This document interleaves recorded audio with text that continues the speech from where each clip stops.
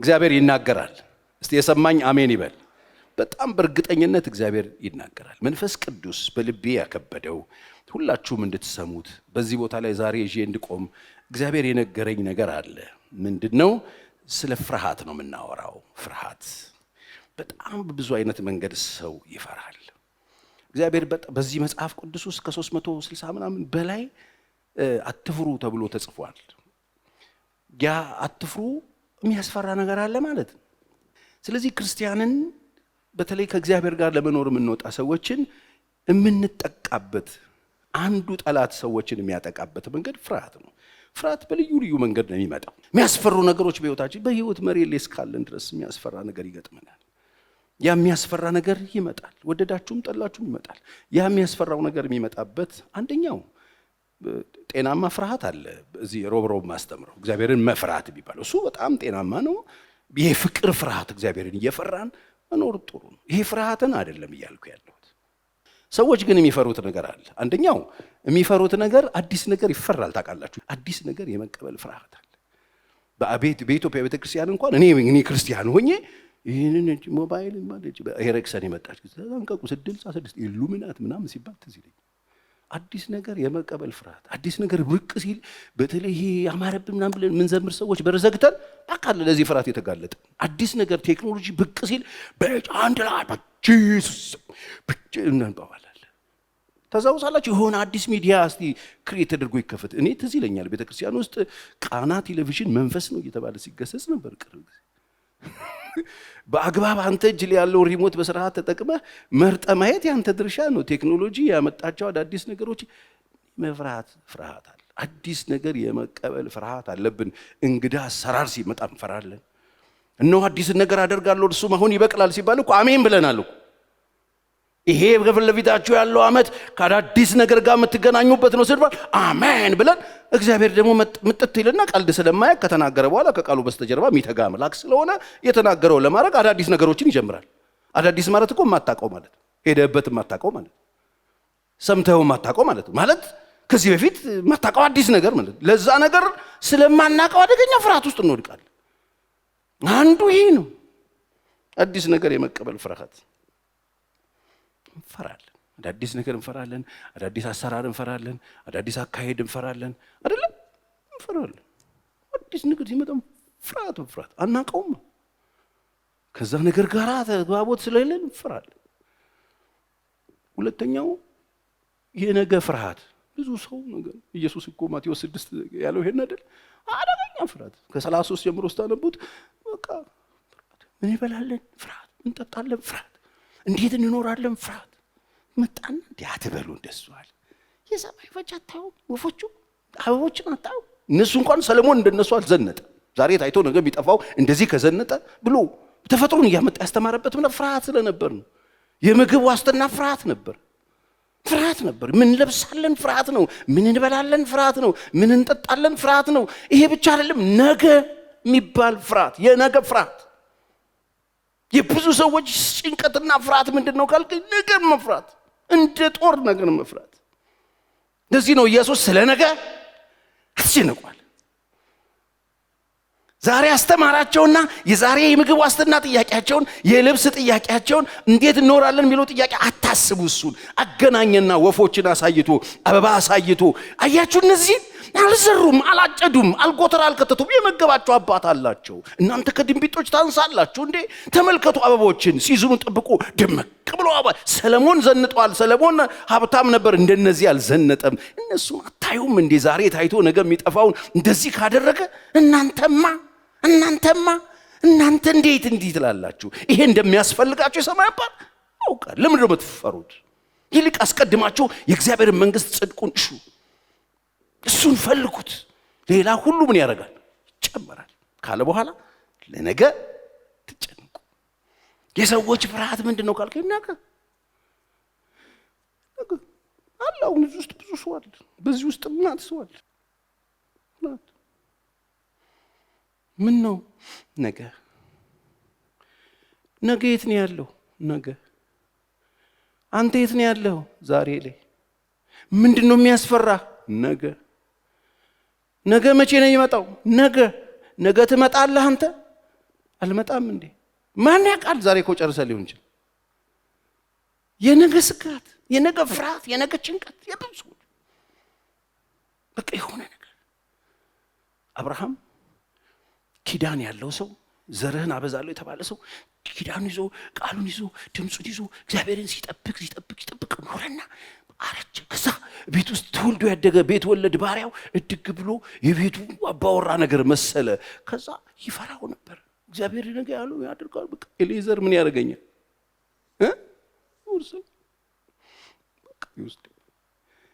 እግዚአብሔር የለም አለ፣ ኤሌዘር የለም አለ፣ አብርሃም የለም አለ። ምንድነው የምትፈራው? ኤሌዘርን። እሱስ ንቅ። ከዛ እግዚአብሔር መጣና ይህ ምን አይልህ አይወርስም፣ አትፍራ። የነገ ፍርሃት፣ ጭንቀት ምሮ ብትፈሩት ፓስተር ነገ ይሁላችሁ። በደንብ ስሙኝ። ሰዎችን ዛሬ የሚያሰቃያቸው የማይቀይሩት ትናንትናና ያልያዙት ነገ ነው። የማይለውጡት ትናንትና ያልያዙት ነገ፣ የያዙት ዛሬ ይወስድባቸው። አታስወስዱ። ነገ ተስፋ ነው። ነገኛ እጅ ላይ የለ። እመኑኝ። እኔ ነገ እግዚአብሔር እጅ ላይ ነው ያለው። ያልተፈጠሩ ቀኖቼ ያላየኋቸው ባይኖቼ ፍለጋዬና መሻቴ ባንተ እጅ ነው መንገዴ። አልጨነቅም ስለ ነገ አልታወክም ስለማላውቀው በፊቴ ያለውን ላንተ ጥዬ እኖራለሁ ዛሬ ተደላድዬ ይላል። ኢየሱስ ጌታ ነው። ለነገ አትጨነቁ። ፍርሃት ምን ያመጣዋል? ነገ። የነገ ፍርሃት አለ። በቃ ብዙ ምንድን ነው የሚፈራው ካላችሁ፣ ምሳሌ የሚፈራው አዲስ ነገር ይፈራል። የማያውቀውን ነገር ይፈራዋል። አይዶት የማያውቀውን ነገር ይፈራል። በማናውቀው በአዲሱ ነገር ውስጥ የሚያኖረን ጥበብን መስጠት የሚችል እግዚአብሔር አለ። እስቲ በደንብ አሜን በሉ። አዎ ጥበብን መስጠት የሚችል በተገለጠው አዲስ ነገር ውስጥ ማኖር የሚችል መንፈስ አለ። የእግዚአብሔር ቃል አለ። አሜን ነው። መጽሐፍ እንደሚናገር ልጆችሽ ሁሉ ከእግዚአብሔር የተማሩ ይሆናሉ፣ የልጆችሽ ሰላም ምንድን ነው? ብዙ ነው። ከእግዚአብሔር ከተማርን ከእግዚአብሔር ጋር ከሆነን በማናቀውን አዲስ ነገር ውስጥ መገለጥ የምንችልበት መኖር የምንችልበት እግዚአብሔር እድል ይሰጠናል። ነገን አትፍሩት። ነገ በማን እጅ ነው? አትጨነቁ። ሌላው ፍርሃት የነገ ፍርሃት ነው ብዙ ሰዎችን የሚያሰቃያቸው። ሌሎች ደግሞ እንደ ኤልያስ ሰዎችን ይፈራሉ። ኤልያስን የሚያክል ትልቅ ነቢይ ታስታውሳላችሁ። አሁን የምትፈሯቸው በርካታ ነገሮች ወይ ፓስተር ቻሪ የኔ ሌላ ነው ካላችሁ መብት ነው፣ እጅ አውጥታችሁ ትነግሩኛላችሁ። ኤልያስ ደግሞ የአንጋፋ ነቢይ፣ የእግዚአብሔር የተጠቀመበት የእግዚአብሔርን ድምፅ ይሰማ የነበረ ጀግና ሰው፣ ከእግዚአብሔር ጋር ኑሮ የጀመረ ወጥቶ ከእግዚአብሔር ጋር ይኖር የነበረ የእግዚአብሔር አፍ ሆኖ ይኖር የነበረ ሰው ፈራ። መፍራት ብቻ አይደለም፣ በቃ እኔ መሞት እፈልጋለሁ፣ ሰብስበኝ፣ በቃ እኔ መሞት ክትክታ ዛብሰብ ውድቅ ብሎ በቃ ውሰደኝ፣ እኔ መሞት ነው ብሏል። ፈራ።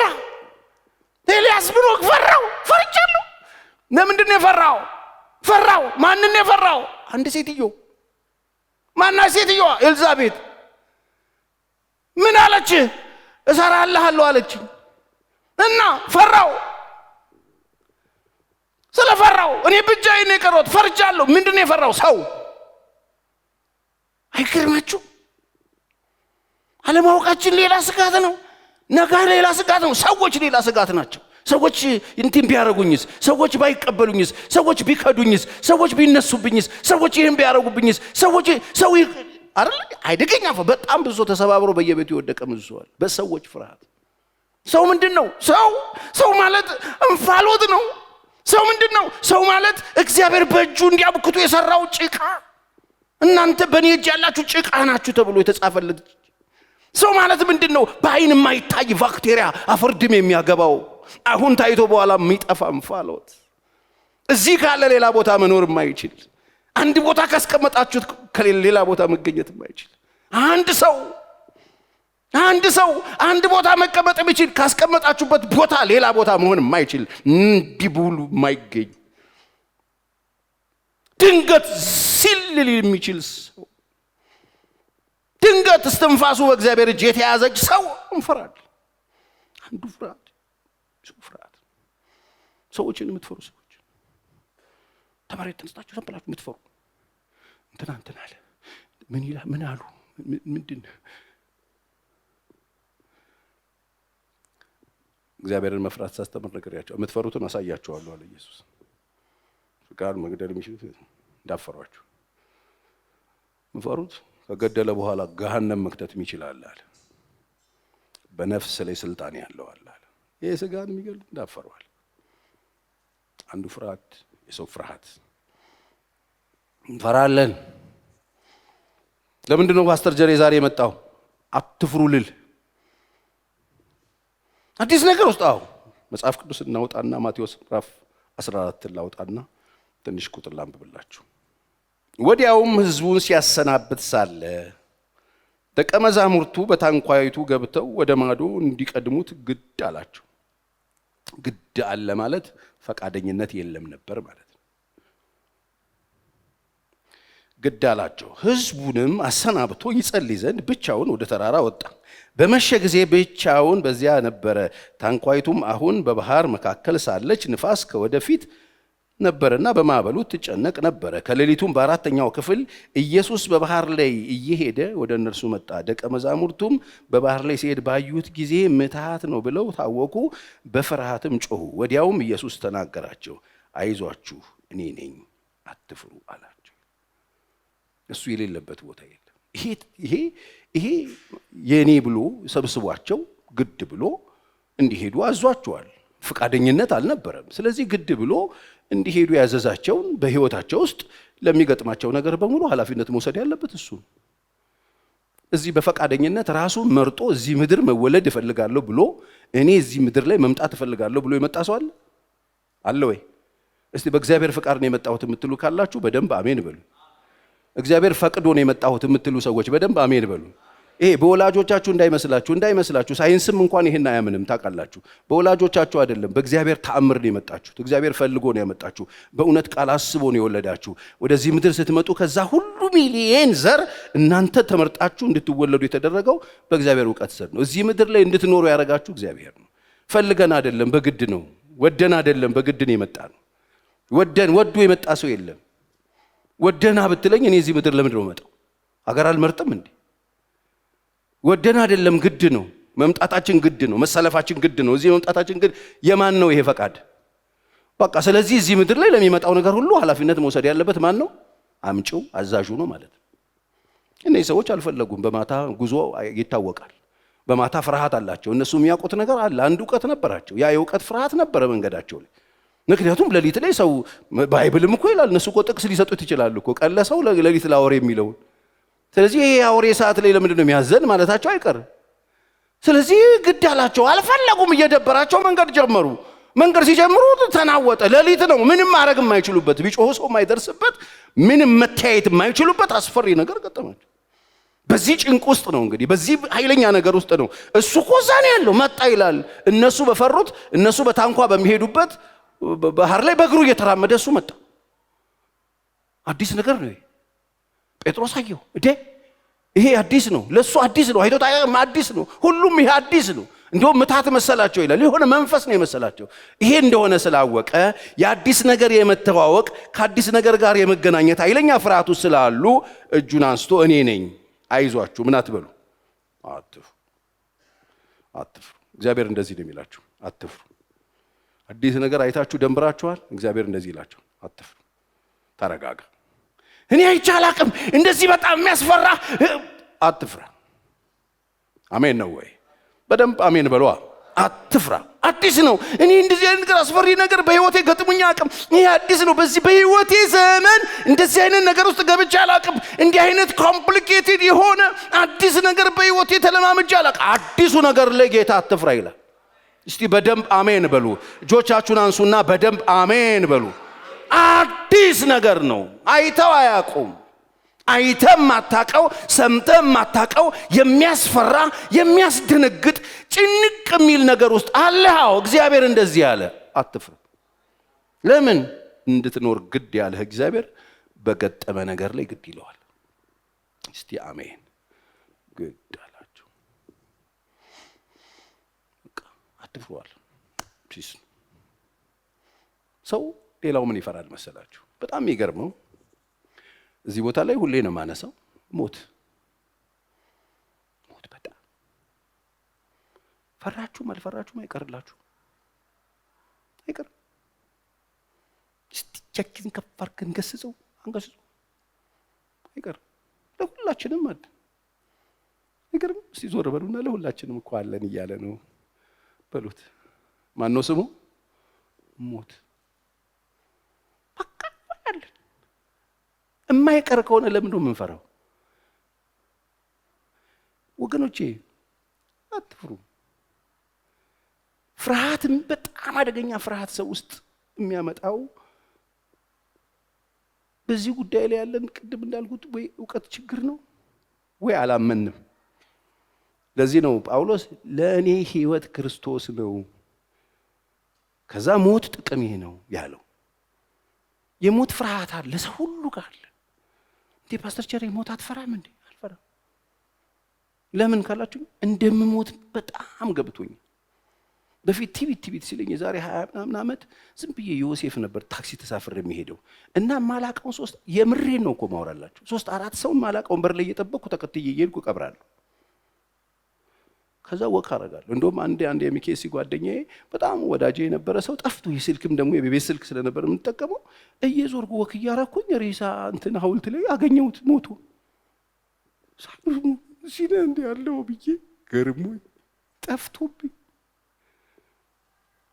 አይቀርም ተንፈስ ብዬ የት ጋር ይሆን አሁን ቦታውን ጨረሱት እኮ ምናምን እላለሁ። አንዳንዴ ቦታ ሲሞላ የት ጋር ይሆን ማርፈው ችግር የለም ያቃጥሉኝ ከፈለጉ ከሞት በኋላ ሞት አያምላለሁ ለራሴ። የትም ቀብር ሲሄድ የኔ ቦታ የት ጋር ይሆን እላለሁ። ለዚህ እኮ ነው ስለማንጠብቅ በጣም ሰርፕራይዝ እንሆናለን፣ በጣም እንፈራለን። ትዝ ይለኛል እዚህ ቸርች የጀመርን ሰሞን በአንድ ዓመት ውስጥ 2 ሰው ነው ምናምን የሞተብን እና ይሄም ለአንዳንድ ሰዎች እንትን ነበር የሕያው ጌታ ምናምን ነበር ያሉት። ማለት ቀናቸው የደረሱ እግዚአብሔር የመረጣቸው ወጣቶች ናቸው። አንዱ እዚህ ሳውንድ ማናችን ኤርሚ ነው። እሱ የሞተ ጊዜ አምልኮ ለእግዚአብሔር እንደዛሬ እንደዚህ ያልነበረ ሌሎች ነበሩ። ነጭ በሰማያዊ ነበራቸው። ኑ ትዘምራላችሁ አልኳቸው ቀብር ላይ እና የነበሩ ይኖራሉ። ቃል እየነበርክ አልነበርክ እና ነበሩ። አሁን የለም እየተቀየረ ነው በየጊዜው ታውተውሷ እንዳልኳችሁ ትቀያየራለች ሰው እና ይዣቸው ሄድኩ። እዛ ጳውሎስ ጴጥሮስ ምናምን ነበር ቀብሩ። እኔ ለመስበክ ቆሜ ያለው ልብስ ለብሼ ዘማሪዎቹ ተደርድረዋል። ከዛ በእውነት ነው የምላችሁ ቸርች ላይ ሲሪየስሊ ስለሞት ማስተማሪያ እንዳለብኝ የገባኝ በኳየሩ ፊት ነው። ኳየሮቹ ቆመ እንዴት በቃ በተራ በተራ መከታቸው ነው የሚመስሉት። ፊታቸው ሲያሳዝን እንዴት አንጀቴ እንደበሉኝ ሬሳ ብቻ ሳይሆን እነሱንም ከነ ልብሳቸው መከት ነው የሚመስሉት። በቃ ነው እንግዳ ነኝ እኔ እንዴት አንጀቴ እንደበሉኝ በቃ ሲሪየስ ሆንኩ። ከዛ በኋላ ስለሞት በየሳምንቱ ማንሳት እንዳለብኝ ተሰማኝ። ዘምሩ ብያቸው ድል አድራጊ ነገር አይደለም። የሆነ እንትና ፓሽናቸው ውስጣቸው የነበረው ነገር ምናምን በጣም ነው የሚያሳዝኑት። እና እኔ ሬሳውን አለ የቤተሰቦቹንና ኳየሩን ነበር ማየው። ኳየሩ በጣም አንጀት ይበላ ነበር። እና አትፍሩ ለማለት ሞት ምን እንደሆነ ልንገራችሁ። ብዙ ጊዜ ተደጋግሞ ተናግሬያለሁ። አንድ ሰው በቀደም ደውሎልኝ ፓስተር ቸሪ በጣም ነው ማመሰግነው አለኝ። ምን ነው በቃ ስለ ሞት እንዴት ክሊር እንዳረክልኝ እንዴት እንደገላገልከኝ አለ። ለምስለው ተዋስነሳ ሞት ነው ይመስለኝ፣ ከሰዓት ሞት ነው ይመስለኝ። ሁሉም ሞት ፍርሃት አይለኛ ዙሪያ ነበር። ለካ ሞት ቦይንግ ነው አለኝ። ነገርኩት ቦይንግ ስለሆነ ቦይንግ አውሮፕላን ቦሌ ሄደ የምትሳፈረው የሆነ ሀገር የሚያደርስ ማለት ነው። የኛ እኮ ሞት ማለት ቆይ ጌታ ጋር እንሄዳለን አይደል? ኑሯችን ከሱ ጋር ነው አይደል? ነው ወይስ እዚሁ ከተማችሁ? ኑሬ ጌታ ጋር ነው የምትሉ ሰዎች እስቲ አው ዘላለሜ እሱ ጋር ነው የምትሉ የምትሄዱት በምንድን ነው? በእግር ወክ አድርጋችሁ በዚህ አሁን በተሰራው በእንትዱ በአንድነት ፓርክ በኩል በወክ ምናምን ነው የምትሄዱት አይደል? የምትሄዱት ሞታችሁ ነው። መሳፈሪያው ሞት ይባላል።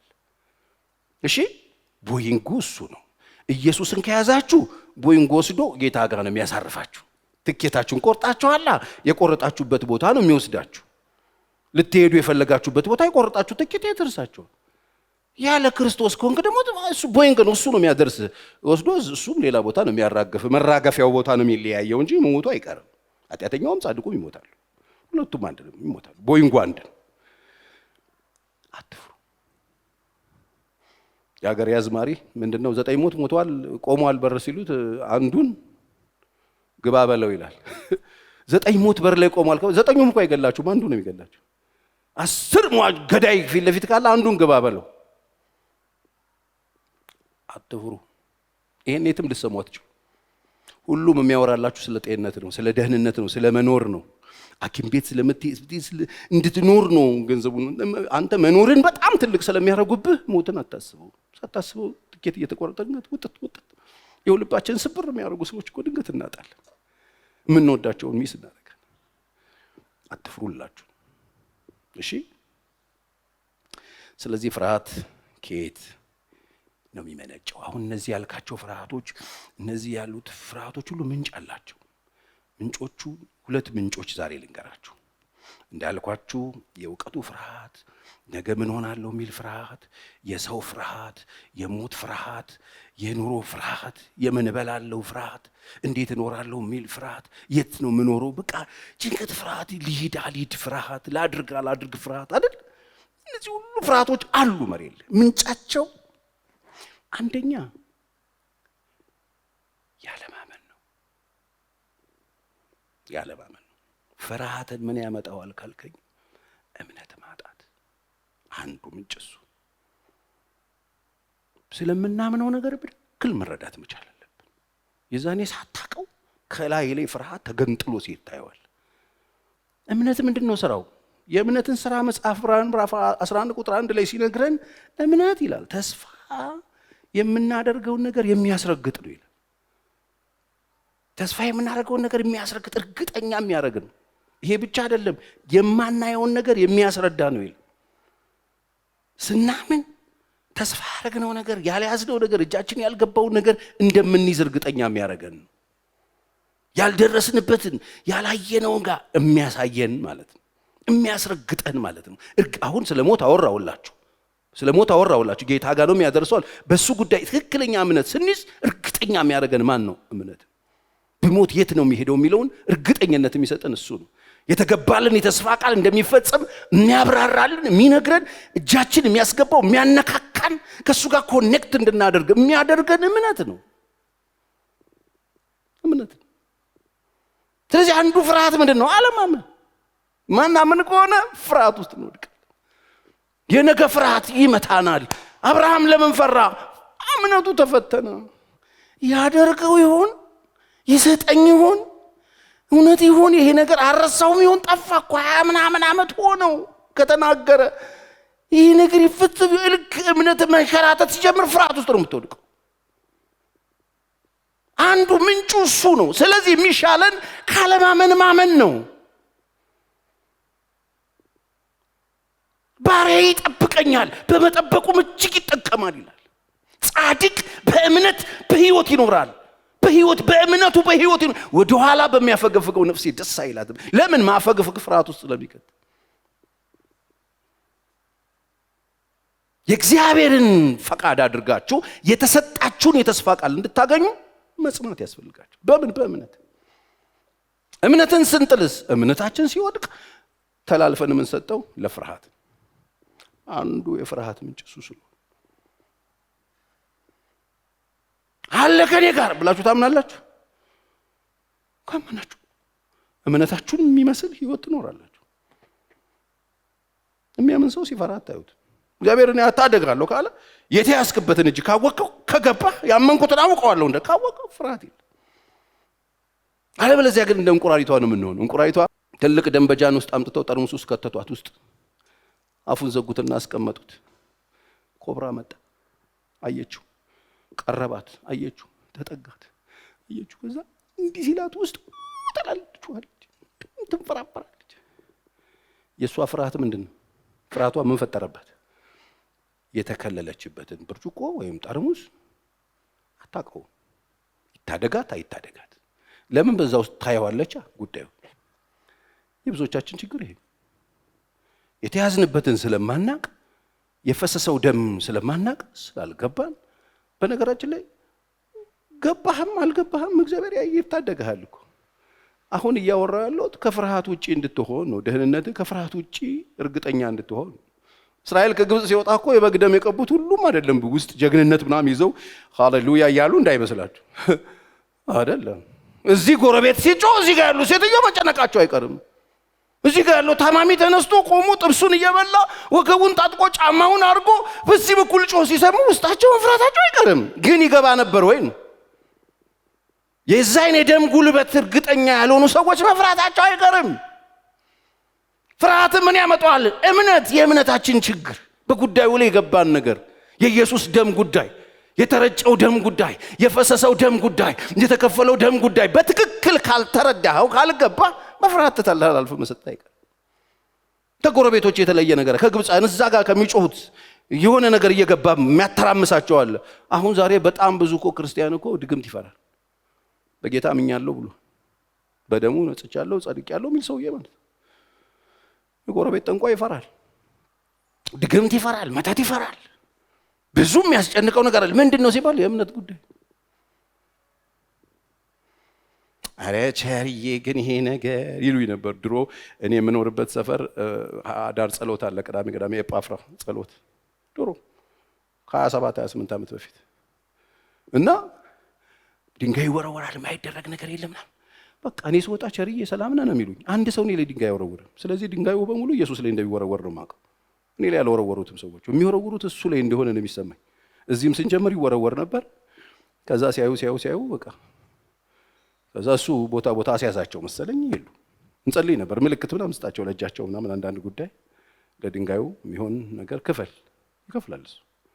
እሱ ነው መልስ የሚሰጥ እና አንዴ እንቁላል ነገር ይጥላሉ፣ አንዴ ዶሮ ይጥላሉ። እሺ እላለሁ፣ ዶሮዋን ትሄዳለች። አንዴ ጭራሽ የበሬ ቆዳ፣ ትልቅ የበሬ ቆዳ የውጭ በር ላይ ለጥፈውት ደም በደም የሆነ የበሬ ቆዳ ተሰጥቷል። ጠዋት በሬ ላይ የበሬ ቆዳ። ከዛ ቤት ጸሎት ቢመጣ ልጅ ነበርና ጠቀለልኩና በትልቅ ፌስታል አደረኩለትና ከቢሸጥ ከሆነ አልኩት የበሬ እኮ ብዙ አያወጣም ማለት በቃ እስቲ የበግ እንዲልኩ እንጸልያለን ምናምን አልኩት። ወሰድ በስንተኛው ቀን የበግ ቆዳ ተለጠፈ ታሰጡት።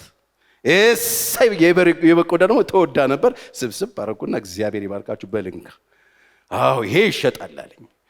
አሁን በሬውን ከደሙ ከላኩት ብዬ ጠብቅ ነበር ረጅም ጊዜ። ከዛ እዛ ጋር ግን አብረውኝ የነበሩ ክርስቲያኖች ይፈሩ ነበር። አረ በእጃ ትንካው ነው ይሉኝ። ምንድነው ሲባል የእምነት ጉዳይ እንደ ቁራሪቷ ወገኖች የራሳችንን ጠብቀን የምንከላከለው ነገር የለም።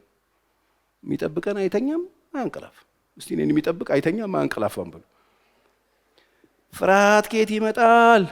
እምነት ከማጣት። ነገር ጀምረን እንጨርሳለን። እሱን የሚያረጋግጥልን እምነት፣ ተስፋውን የሚያስይዝ እምነት ነው። የጀመርኩትን ጨርሳለሁ፣ ያሰብኩት ይሆናል፣ የተናገረውን እግዚአብሔር ያደርጋል። እውነት ጨለማ ነው፣ ዝናብ የለም፣ ደመና የለም፣ ያደርገዋል እግዚአብሔር። ይሄ የእምነት ጉዳይ ነው። እውነት ያመንክ እንጂ ያላመንክ አትሁን ተብሎ ተጽፏል። ያደርጋል አያደርግም፣ ፍርሃት፣ ጭንቀት ይሆናል አይሆን፣ እግዚአብሔር ተናግሯል፣ ያደርገው ይሆን፣ ፍርሃት ይሆን ፍርሃት። ያንን የሚፈጥርብን አለማመን። ለዚህ ነው እኮ ኢያሪዎስን ና እንደው መጣ እጅህን ጫነባት አለ። ምንድነው ስለ ኢየሱስ ያወቀ? ለምን መጣ ኢየሱስ ጋር? የምኩራብ አለቃ ነው። ልጁ ታማበት መጣ። እባክህ ጌታ ሆይ ናና ልጄ ላይ እጅህን ጫነባት አለ። እሺ ያለው ጌታ ልጄ ላይ እጁን ጭኑ ይፈውስልኛል ብሎ ነው። ከዛ መንገድ ከጀመረ በኋላ መንገድ ላይ ጓደኞቹ መጣው ብላቴናው እኮ እዛ ጋር ነው 12 ዓመት ደም የፈሰሳት የመጀመሪያ ዘገየችው። ከዛ መዘግየት ተከስቷል። ልክ እሷን ፈውሶ ዞር ሲል ጓደኞቹ መጡና ብላቴናይቱ ሞታለች፣ መምህሩን ይቅርታ ጠይቀውና መልሰው አሉት። ኢየሱስም እኮ እየሰማ ነው። ከዛ ምን አለው? እመን እንጂ አያችሁ እምነትና ፍርሃት የሚፈራ ሰው የእምነት ችግር ነው ያለበት ማለት ነው። የሚያምን ሰው ደግሞ የፍርሃት ችግር የለበትም ማለት ነው። እመን እንጂ ምን አትበል አትፍራ። ኢሚዲየትሊ ሰው እምነቱ ሲመታ የፍርሃት ባለቤት ነው የሚሆነው። ሰውየው ምን አድርጓል ማለት ነው? የሰማው ነገር ፍርሃት ወረሰው። የሰማው ነገር በፍርሃት ጠመቀው። በፍርሃት ፍሪዝ ሊያደርግ ሰውየው እመን እንጂ ምን አትበል አትፍራ። የሚያስፈራ ነገር እኮ ነው የሰማሁት እኮ። ስለዚህ ምንድነው የሚሻለው? ማመን። ማንን? የተደገፍነውን የጀመርነውን ጉዞ ያስጀመረንን ቃል የገባልንን ድምፁን ሰምተን የተከተልነውን የሚለውን እሱን እንመነው። ነገሮች ተቀይረዋል እንመነው። ነገሮች ተበላሽተዋል እንመነው። የሰማነው ልክ አይደለም እንመነው። የምናየው ልክ አይደለም እንመነው። እሱን ስናምነው ፍርሃት ተሽቀንጥሎ ይወድቅ። አብሮ አይሄድ። ፍርሃት የእምነት ተቃራኒ። ኢየሱስ እመን እንጂ አትፍራ። ኦኬ። ስለዚህ ፍርሃት ምን ያመጣብኛል? አለማመን። የተደገፍኩትን በትክክል አለማመን፣ ያስጀመረኝን በትክክል አለማመን፣ እስከ መጨረሻ ለመጽናት በሱ አለመተማመን ምን ያመጣብኛል? ፍርሃት ያመጣብኛል። ስለዚህ ፍርሃት ውስጣችን ካለ የምን ችግር ገጥሞናል ማለት ነው? አንደኛ የእምነት ችግር ገጥሞናል ማለት። ስለዚህ ጌታ ሆይ አለማመኔን መድበል። እንደዛ ሰውዬ ማለት ልጄን ፈውስልኝ ያለ ሰውዬው እኮ ጌታ እንዲፈውስ እኮ ነው ያመጣው። ጓደኞቹ በሙሉ ጸለዩ። ማርቆስ 9 ላይ ያለው አባት ልጁ እሳት ላይ አንዴ ውሃ ላይ የሚወድቅ አባት በጣም ያሳዝነኛል። እሱ ሰውዬ ጸልዩ ዞሮ እሱ ሰውዬ እንደ ቸርች እንደሚዞሩ አባት ነው የማየው። እንትን ይወስደዋል። አንድ ወንድም አለ ሚስቱን ለማዳን ያልሄደበት ክፍለ ሀገር የለም። ቤቱ ዘይት ቤት ነው ይመስለው። እንትና የሰጠው ዘይት በዘይት ነው ቤቱ። አንድ ቀን ኔጋ ሲመጣ ልጅቷ ትሞታለች። የምትሞት ልጅ ናት። ጨርሳለች ትኬቷን ኦሬዲ። ከዛ ለሷ ነገርኳት። አጋጣሚ ቃረስቶ መኪና ውስጥ ደርሶ እስኪመጣ እያለቀሰች ነው። ተጽናንታለች። እንባዋ እየፈሰሰ ነው። ግን በቃ ደስተኛ ሆናለች። እና ሬዲ ሁኚ፣ ጌታ አለ፣ ሞት አያመም፣ ጌታ ይፈልግሻል፣ በደጅ ነው ያለው ምናምን ብዬ ነግሬያት ለሞት ሬዲ ያረኳት። ስመጣ ምን ነው ምናምን ያለ ሰው እንዳለ ደግሞ ያሉት ተቋማለች፣ የልጅ ልጅ ታያለች፣ ገና ታገለግላለች ምናምን ብለውታል። እሱ ነው የሚጠብቀው። እና አንዳንድ ሰው እንደሱ ነው። ይሄም ሰውዬ እንደሱ ይመስል ሲዞር የሆነ ነገር ሲሉት መጨረሻ ላይ ደቀ መዛሙርቱንም በሙሉ አዳርሷል። ከዛ መጣና ያንተ ጓደኞች ደቀ መዛሙርቱ ሁሉም ጸልየውለታል። ልጄ ግን ምን አላለ? አልተፈወሰም። ጌታ ወይ እንደው ከቻልክ ይለዋል ኢየሱስ። ከቻልክ ተባበረኝ አለው።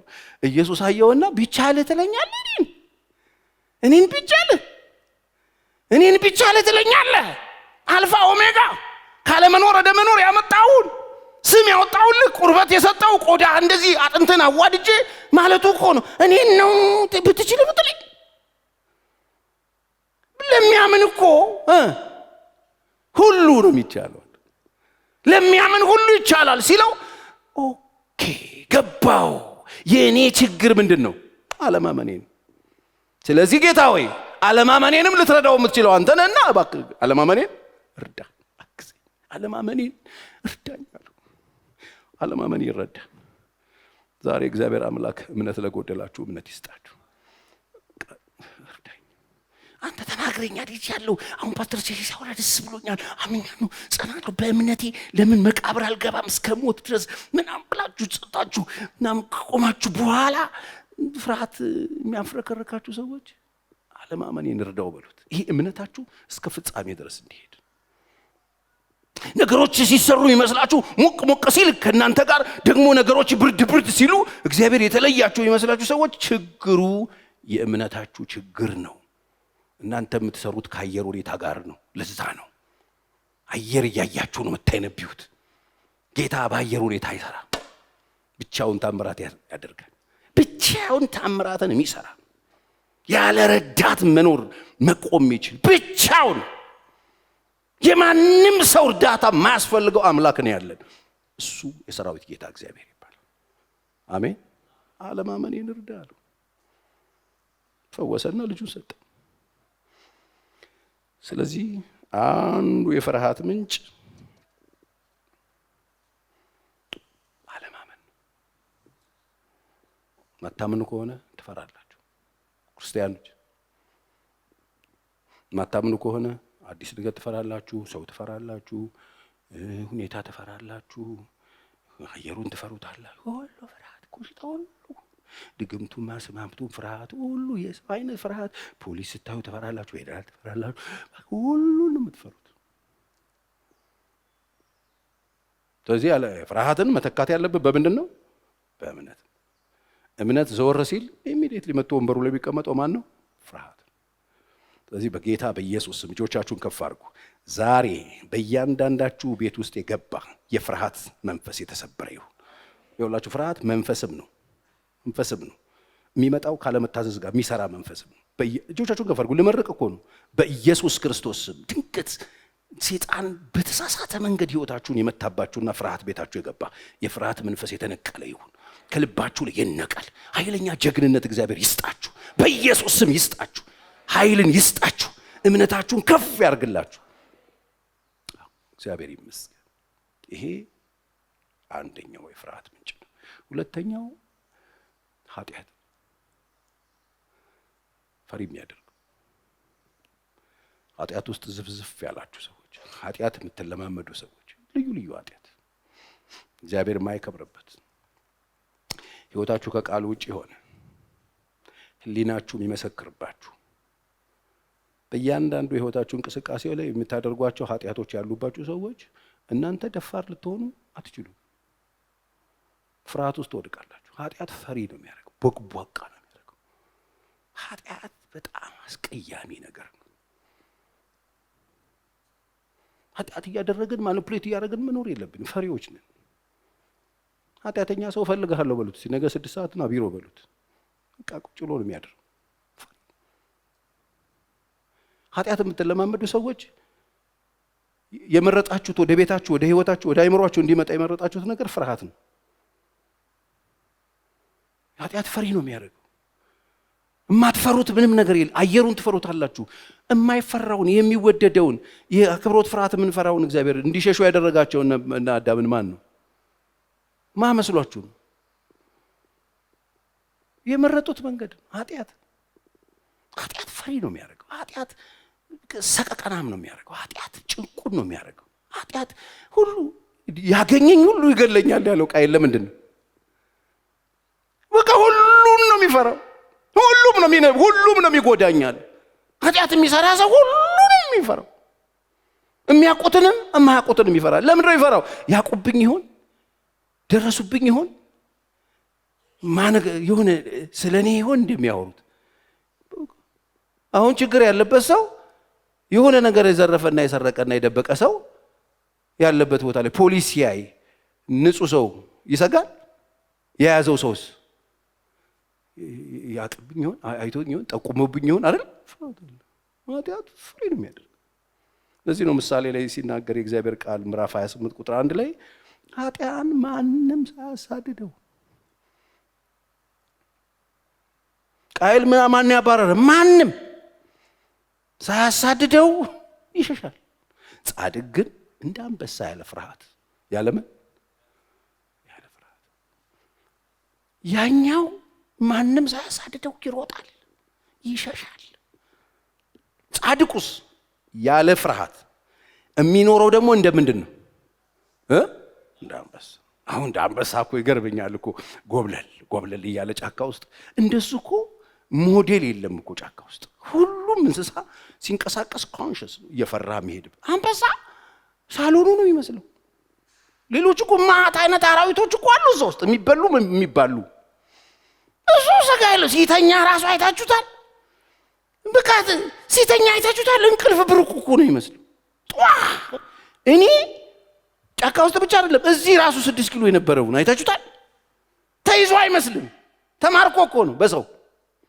ስለዚህ ፍርሃት ከየት ይመጣ? ከጭንቀት፣ ከዚህ ኃጢአት የምትነካካው ነገር።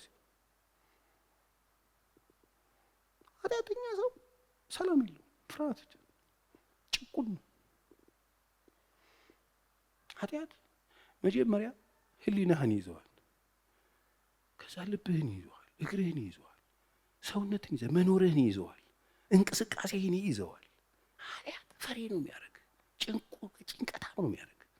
ማንም በሌለበት ቆንጆ መኝታ ቤት ውስጥ የሚያምር አልጋ፣ ግቢ ቆንጆ ሆኖ አትክልተኛው እዛ ጋር፣ ጠባቂው እዛ ጋር፣ ኤሌክትሪኩ እዛ ጋር፣ 3 ውሾች ፊት ብራፍ ተሯሯጡ። አንተ እዛው ቁጭ ወደ ትፈራለህ። ማንም ሳያዝ መጡ መሰለኝ እኔ እንጃ። ሁሉ ነው የሚመጣበት። ኃጢአተኛ ሰው ሁሉም ነው ይፈልጉት። አይታችሁ ከሆነ ምንም ኮንፊደንስ የሚባል የላቸው።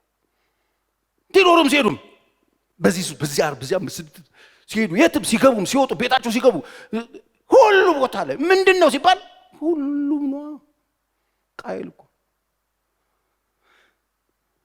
የሰራው ያፈሰሰው ደም ንጹህ ደም አፍዞ ኃጢአት ሰርቶ ስለነበረ የመጣው ሁሉም ነው የሚጎዳው የሚመስለው፣ ሌባ ስለሆነ ኃጢአተኛ ስለሆነ ማንም ሳያሳደው ይችላል። ፍርሃት አደገኛ ምን ያመጣዋል? ኃጢአት ምን ያመጣዋል? አለማመን። ስለዚህ ቱ ጋር ናችሁ። ባለማመን ምክንያት ነው የፈራችሁት፣ በኃጢአት ምክንያት ነው። ባለማመን ምክንያት ከሆነ የፈራችሁት እመኑት፣ እምነትን እግዚአብሔር ይሰጣችኋል። አለማመናችሁን ይረዳል። በኃጢአት ምክንያት ነው የፈራችሁት፣ አሁን ንስሐ ግቡ። መጽሐፍ ኃጢአቱን የሚናዘዝ የሚተዋት ከእግዚአብሔር ዘንድ ምሕረትን ይቀበላል። ጠባቂ እግዚአብሔር ነው። እኔ እግዚአብሔር ጠባቂው ነኝ፣ ማንም እንዳይጎዳው በቀንና በሌሊት ጠብቀዋለሁ፣ ሁልጊዜ አጠጣዋለሁ፣ እንከባከበዋለሁ ይላል መጽሐፍ ቅዱስ። እግዚአብሔር ጠባቂያችን ነው ወገኖቼ። እኛ ራሳችንን ጠብቀናል ለምንኖረው፣ ጠባቂያችን እሱ ነው። ስለዚህ እግዚአብሔር የሚጠላውን ጥሉ። ኃጢአት ፈሪ ነው የሚያደርገው። አዳም አቤት የት ነህ? ድምፅህን ሰማውና ፈራው። በክትክታ ዛፍ በታች ተደብቆ። ለምን ፈራ? ምን መጣ? አዲስ ነገር በላህ እንዴ? አታድርግ ያልኩህን አደረግክ እንዴ? ፍርሃት ይደገምት። ዛጋ ቶፓዚዮን፣ ዛጋ ወርቁ፣ ዛጋ ጊዮን፣ ዛጋ ፍሩቱ፣ ዛጋ ሁሉም ነገር ያለበት ቦታ ፈራ። ክትክታ ስር ይደበቃ። ኃጢአት ሌላው በጣም እንትን ነው የሚያደርጋችሁ፣ ነጭናጫ፣ ሁሉን ከሳሽ። ከስሱ ነው፣ እሷ ናት፣ እኔ በሱ ምክንያት ነው፣ በሷ ናት። የኃጢአት ውጤት ነው። ባይዘው በቃ መቃስ በሱ እሱ ሚስቱን እሷ አንተ እኮ ራስህ አዳጋ አጋዥ ምናምን ብለህ እሷ ምን ያደለው ጭጭወቱን አስቡት። ጭጭቁኝ ያደለው ምና ማን ነው? እሱ ነው፣ የባብ ነው። እግዚአብሔር ይሰማቸዋል። ምንድነው የኃጢአት ውጤት? ፍርሃት ምን ያደርጋል? ያካስሳል። ፍርሃት ምን ያደርጋል? ፍሪ ሽሹ ድንቁጥ ያደርጋል። ማንም ሳይነካ ምንም ሳይኖር እኔ ዝም ብሎ በቃ የሚንከወከው ሰው አቅ ነበር። ከአንድም 2 3 ብዙ ሰው አቅ ነበር። ምንድነው እንደዚህ ማለት? እየተፈለኩ እኮ ነው። ማን ነው ይፈልግ? አልሰማም አይደል? መንግስት እያስፈለገኝ ነው። ለምን? በቃ እነግርሃለሁ ሌላ ጊዜ። ምን አርጋል? ዝም ብዬ ፈተሽ ታረገው የሚጽፋቸው ጽሁፎች ነበሩና ይሄ ሰው አሁን ሳወራው ትዝ ይለዋል እሱ ራሱ።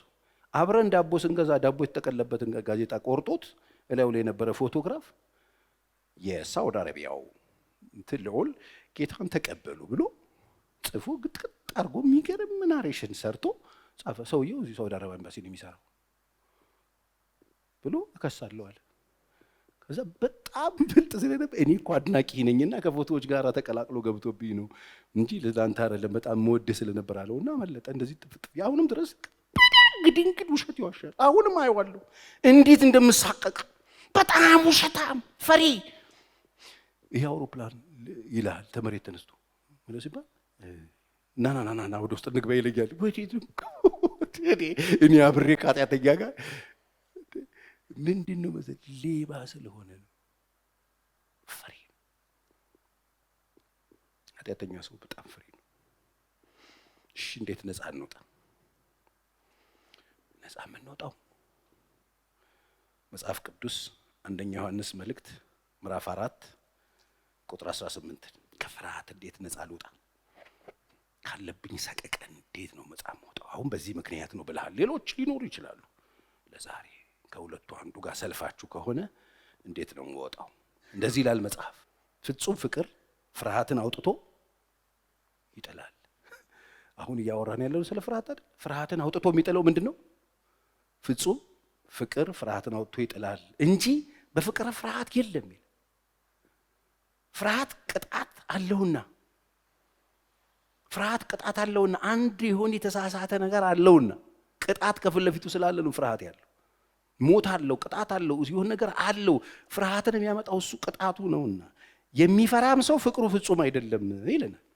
ስለዚህ በጣም የሚገርመው ዮሐንስ ፍርሃትን አሽቀንጥሮ ከቤት አሽቀንጥሮ ከልብ አሽቀንጥሮ ከህሊና አሽቀንጥሮ ከጓዳችን የሚጥልልን ነገር ፍቅር ነው አለ።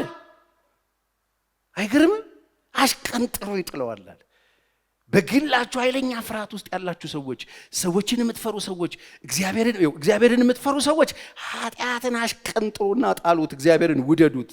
እግዚአብሔርን መውደድ ስትጀምሩ እግዚአብሔር ያላችሁ ፍቅር መጨመር ሲጀምር ከናንተ ውስጥ ፍርሃት ነቅሎ እግዚአብሔር ይጥለዋል። ክብር ለይ። ሰዎችን የምትፈሩ ሰዎች ሰዎችን መውደድ ስትጀምሩ፣ ፍቅር መስጠት ስትጀምሩ የናንተን ድርሻ በእናንተ በኩል ቢቻላችሁስ ተብሎ እንደተጻፈ ከሰው ሁሉ ጋር ፍቅር እየጨመራችሁ ስትመጡ የሰዎች ይሄን ነገር ያደርጉብኛል የሚል ፍርሃት ከህይወታችሁ ተነቅሎ ይወድቃል። ፍቅር ጨምሩ። አውጥቶ አሽቀንጥሮ የሚጥለው ነው። የቱ? ለእግዚአብሔር የሚኖረን ፍቅር ፍርሃትን አውጥቶ ይጥለዋል። ለሰዎች የሚኖረን ፍቅር ፍርሃትን አውጥቶ ይጥለዋል። ሰዎች ጉዳት ያደርሱብኛል የሚል ፍርሃታችን ሰዎችን ውደዱ። ስለዚህ ምንና ጨምሩ። ምን? ፍቅርን ጨምሩ። ራስን መግዛት ጨምሩ። እምነትን ጨምሩ። ጨምሩ ነው የተባለው አይደል? ጨምሩ፣ የሚጨመረውን ጨምሩ። በተለይ ፍቅርን ስትጨምሩ ፍርሃትን አውጥቶ ይጥለዋል። ከቤታችሁ ከኑሯችሁ ፍርሃታችሁን አውጥቶ የሚጥልላችሁ ነገር ፍቅር ብቻ። ቤተክርስቲያን የመምጣት ፍርሃት አለባችሁ። ቤተክርስቲያናችሁን ውደዱ። ፍርሃት እናንተ ትቀጥሩ ይወድቃል። ሰዎች እንዲወዷችሁ ትፈልጋላችሁ፣ ሰዎችን ውደዱ። መፍራት የምትፈሯቸው ሰዎች አሉ፣ እነሱን ሰዎች መውደድ ጀምሩ። ፍርሃታችሁ ውልቅ። ፍጹም ፍቅር ፍርሃትን አውጥቶ ይጥለዋል። እግዚአብሔር ይርዳል። ጨምሩ፣ ራይን ጨምሩ፣ ፍቅርን ጨምሩ። ለሰዎች ያላችሁን አክብሮት ጨምሩ። ለእግዚአብሔር ያላችሁን አክብሮት ጨምሩ። አጨምሩ። በቃ ለምትፈሯቸው ሰዎች ፍቅር ጨምሩ። ከጥላቻውን እየቀነስን እሱን እያደረግን ስንመጣ ሚዛኑ ያ ፍርሃት ከህይወታችን እየጠፋ እምነታችን እየጨመረ ፍርሃቱ እየጠፋ ድፍረታችን እየጨመረ ደስታችን እየጨመረ ይመጣል። ፍርሃትን የሚጥልላችሁ አሜን በል ተብለህ አይደለም፣ ፍቅር ጨምሩ። ዞር በሉና አጠገባችሁ ያለውን ሰው ፍቅር ጨምር እየተባረከ ነው በሉት። ስለዚህ ለሰዎች ፍቅራችሁን ጨምሩ። ለጎረቤቶቻችሁ ፍቅራችሁን ጨምሩ። ለሌሎች ሰዎች ለማያምኑ ሰዎች ለወንድሞቻችሁና ለእህቶቻችሁ ፍቅራችሁን ጨምሩ። አብረዋችሁ ለሚኖሩ ሰዎች ፍቅራችሁን ጨምሩ። ፍቅራችሁ ይጨምር። ትናንት እንደዚህ የምትሏቸው ከነበር በአይናችሁ ብቻ ነገ ሄዱና ጨብጧቸው። ከነገ ወዲያ ስማቸውን ጠይቁና ስማቸውን ጥሩት። በቁልምጫ ስም ጥሯቸው። ሃይ ሰላም ነው እንዴት ነህ? ቤተሰብ ደህና ነው? ጨምሩት። ፍቅራችሁ ይጨምር። በራችሁን ቆልፋችሁ ቁጭ ያላችሁ ሰዎች ክፈቱትና እንደምን አደርሽ፣ ደህና አደርሽ፣ ሰላም ናችሁ፣ በረታችሁ፣ ቢተሻለው በቃ ፍቅራችሁን ጨምሩ። እንደምታስቡላቸው ሰዎች ይወቁ። ለነሱ ኮንሰርን እንዳላችሁ እንደምትወዷቸው ይወቁ። ፍቅር ጨምሩ። ከዛ ይሄ ሰውዬ ጉዳት ያደርስብኛል እንዴ የሚል ፍርሃት ከህይወታችሁ እየተመታ ይሄዳል። አይሻል? እስቲ ጨምራለሁ በሉ። አዎ ጨምር። ሁለተኛው ከእውነት ጋር መቆም። ሁል ጊዜ እውነት ላይ ከቆማችሁ አትፈሩም። እውነትን ግዛት እንጂ አትሽጣት መጽሐፍ ቅዱስ ነው። እኔ ስለ እውነት መጥቻለሁ። ኢየሱስ እቺ የምታክል ፍርሃት አልነበረበትም። ለምን? የያዘው እውነት ነው። ሊሞት የመጣው ለእውነት ነው። እኔ ስለ እውነት መጥቻለሁ። ከእውነት የሆነ ነው የሚቀበለኝ፣ ከእውነት የሆነ ነው የሚሰማኝ። ጲላጦስ ምንድነው እውነት ይለዋል፣ አያቅም። ዙፋን ይዟል፣ አያቅም። ቦታ ይዟል፣ ግን አያቅም። ሁልጊዜ እውነት ላይ ቁሙ። እውነት ነው አርነት የሚያወጣችሁ። ከውሸት ጋር አትተባበሩ። እውነት ነው። እውነት ብቻችሁን ሊያስቀራችሁ ይችላል። ሁል ጊዜ እውነተኛ ሰዎች የተጣሉ ሊመስሉ ይችላሉ፣ የተረሱ ሊመስሉ ይችላሉ፣ አርቀን አሽቀንጥረን ልንጥላቸው እንችላለን። እመኑኝ አንድ ቀን ተሰብስበው እውነት ፊት ሁሉም ሰው ይንበረከካል። እውነት ብዙ ጊዜ ገበያ ላይ ዋጋ የላት አታወጣ። ሰዎች እውነትን መስማት አይፈልጉ። እውነትን ይዛችሁ ስትቆሙ ገበያ ላይ ብዙ አታወጡ። እውነት ብዙ ገዢ የለውም። ከእውነት ጋር ደስ ይበላችሁ ተብሎ ብዙ ሰው ከእውነት ጋር ደስ አይሉ። ደስ ቢለን ከውሸት ጋር ነው። ሆይ ሆይ ሆይ ሆይ ሆይ ሆይ ነው። እውነትስ እውነት ነው። እውነት ፊት ለፊት ኢየሱስ እውነት እውነት እላችኋለሁ። ኢየሱስ እውነት ነው፣ በዚህም በኩል እውነት ነው። ሰይጣንስ እውነት ይልና ውሸት። ሰይጣን እውነት ውሸት ነው የሚጫወት። ኢየሱስ እውነት እውነት እላችኋለሁ። በእውነት ላይ ቆሙ፣ ከእውነት ጋር ሙቱ። እውነትን አትሽጡት፣ እውነትን ግዙት። እውነት እውነት ነው። እውነት ዘመን ሲቀየር አይቀየርም። እውነት ሰዎች ሲቀያየሩ አይቀየርም። በቃ ከእውነት ጋር ቆሙ። ሁልጊዜ እውነት ላይ ቦታችሁ እውነት ይሁን። ይሄ ነገር እውነት ነው፣ አለቀ። ሰው ተቀበለው አልተቀበለው የኔ ጉዳይ አይደለም። ሰው ገዛው አልገዛው አያገባኝ። በቃ በደንብ አስቡ፣ በረጅም አብሩ፣ ቆፍጠን በሉ። ሰዎችን ለመውደድ ድል ስጡ። ፍርሃታችሁ እየተመታ ይመጣል። እውነት ጋር ስትቆሙ አትፈሩም። እውነትን ለመመስከር ስትሄዱ አትፈሩም። እውነት ይዛችሁ ስትቆሙ አትፈሩም። ውሸት ውስጥ ካላችሁ ግን ተደርጎ መበጠሩ አይቀር። አንድ ቀን እውነትና ውሸት የሚጣራበት ቀን ይመጣል። ወርቅና ወርቅ የሚመስል ነገር የሚጣራበት ጊዜ ይመጣል።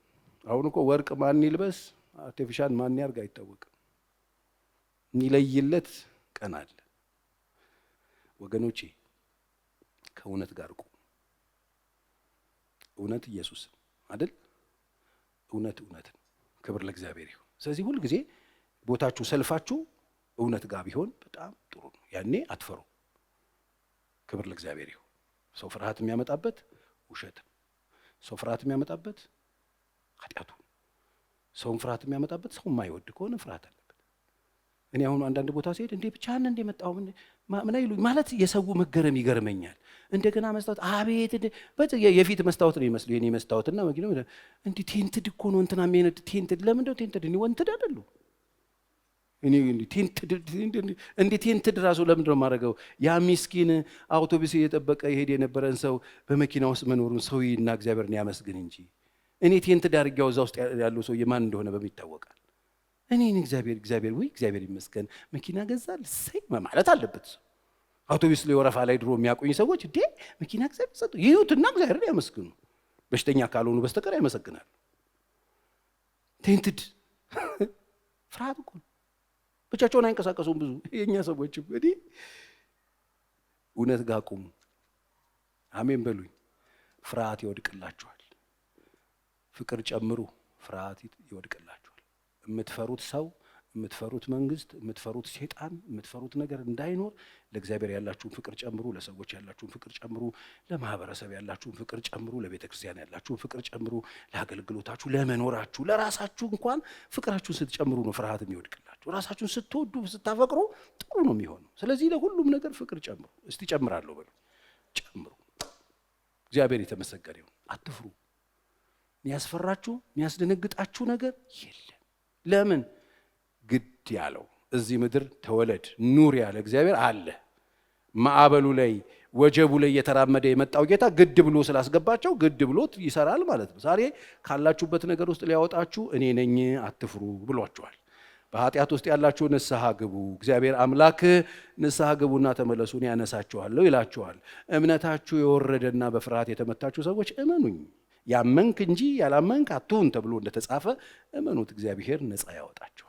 እግዚአብሔር ይርዳን። እንጸልያለን። እግዚአብሔር አለማመኔን እርዳው ጌታ ሆይ። የኔ ፍርሃት ምንጩ የት ጋር ይሆን ያለው?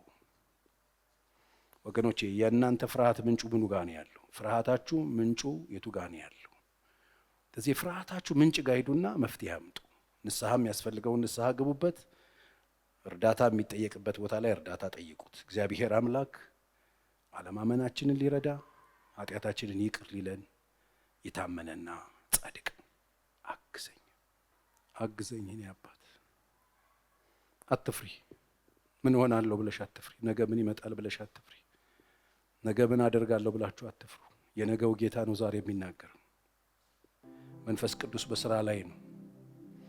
ሰዎችን ከጥሻ ውስጥ ሊያወጣ፣ የምሕረትን ልብስ ሊያለብስ፣ የሰዎችን አለማመን ሊረዳ፣ ጉልበት ሊሰጥ በዚህ ያህል እንድትረዳኝ መጥቻለሁ። እንድታግዘኝ መጥቻለሁ። ዛሬ ልቤን በእምነት እንድትሞላ፣ የትናንትናው አቅሜን እንድትመልስልኝ፣ ጉልበቴን እንድትመልስልኝ እፈልጋለሁ። ትንሽ ደቂቃ ወስዱና ጸልዩ። ዛሬ መምጣታችሁ ትርጉም እንዲኖረው፣ መልፋታችሁ ካላችሁበት ቄና ሰፈር ተነስታችሁ እዚህ ቦታ መምጣታችሁን ትርጉም ስጡት። የሚረዳ እግዚአብሔር በዚህ አለ። እግዚአብሔር ተናግሯችኋል። ድምፅ ሰምታችኋል። አትፍሪ ልጄ፣ አትፍራ። እኔ ያለሁ ግድ ያልኩህ እንድትመጣ ያረኩህ ካለመኖር ወደ መኖር ያመጣው አምላክህ እግዚአብሔር እኔ ነኝ። ልረዳህ መጥቻለሁ። ላግዝህ መጥቻለሁ።